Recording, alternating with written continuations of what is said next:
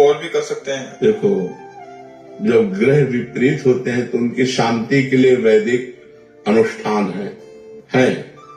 वैदिक अनुष्ठानों का अगर हम सांगोपांग ब्राह्मण के द्वारा अनुष्ठान कराएं तो ग्रह नक्षत्र जो हमारे विपरीत होते हैं वो उतना उपद्रव नहीं कर पाते। ये वैदिक सिद्धांत है।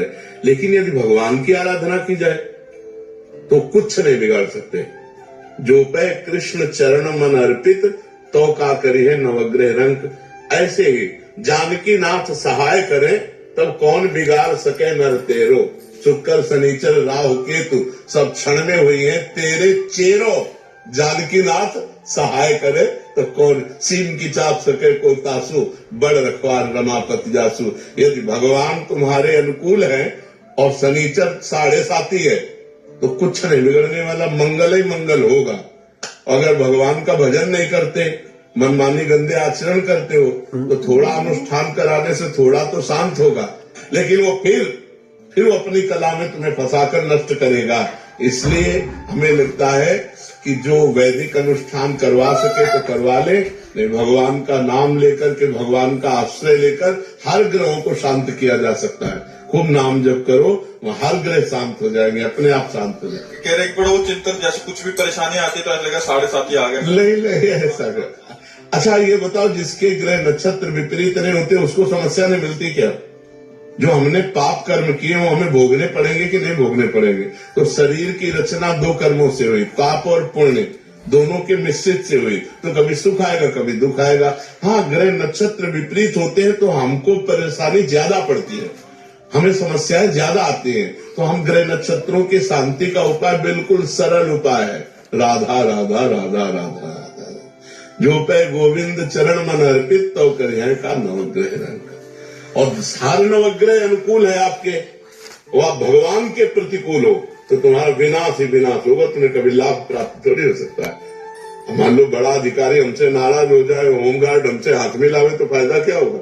आप विचार करके रुको तो हमारा क्या लाभ मिलने वाला है? तो बड़े अधिकारी अखिल कोटि ब्रह्मांडों के पास पर इस भगवान है और भगवान के प्रतिकूल चल रहे हैं तो कुछ नहीं होगा। और कुछ न करो और केवल भगवान का आश्रय ले लो, हर ग्रह नक्षत्र आपके अनुकूल होंगे। कभी इनकी हमने मान्यता ही नहीं की कि कोई, और कभी ये चरवाना नहीं चाहिए। नहीं कि अब हमारे आगे क्या होने वाला है, आगे जो होगा सो देख लेंगे, भगवान देख लेंगे, भगवान के शरण में राधा राधा राधा। समझ रहे ना?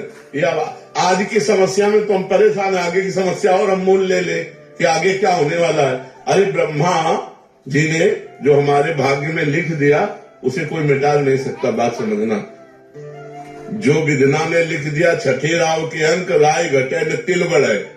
राई घटे न तिल बढ़े, रहुरे जीव निशंक। एकदम निर्भय रहो और भगवान का भरोसा रखो, सब जगह ठीक हो जाएगा।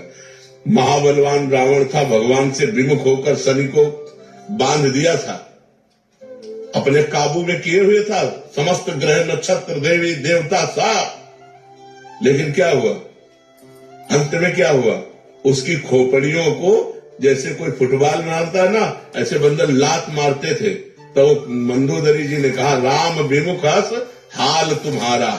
ये जो तुम्हारा हाल है ये राम विमुख अस हाल तुम्हारा, रहा न को कुल लोवन हारा। और जबकि इतना सामर्थ्य था कि शनि को भी बंदी बनाए हुए था। तो बिगाड़ने आया हमारे ऊपर 7.5 में, उसी को बंदी बना दिया। अब आप विचार करो, इतना बलवान रावण, आखिरकार पूरी लंका का विनाश हुआ और रावण का नाश हुआ। क्यों?